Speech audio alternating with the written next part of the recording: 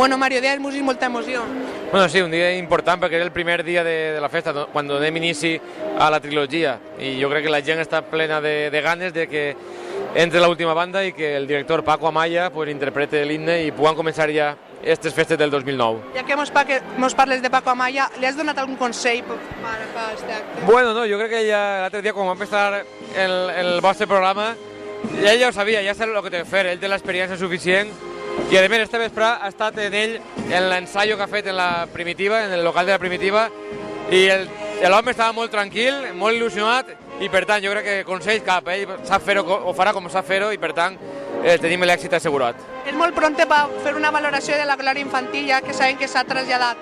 Com ha anat més o menys aquesta? Bueno, jo crec que molt bé, perquè era una novetat, com molt bé has dit, no sabien la resposta que tindríem de la gent, però a les 5 de la vesprada el carrer estaven plens, els xiquets ho han passat molt bé, que és l'important, i han estat arropats per la gent que ha estat així durant tot el recorregut acompanyant-los. Per tant, jo crec que va ser una solució molt bona, presa pels primers trons, i l'associació de Sant Jordi, per tant, jo crec que és tot un encert. Pues molt bones festes. Gràcies, laboratori, igualment.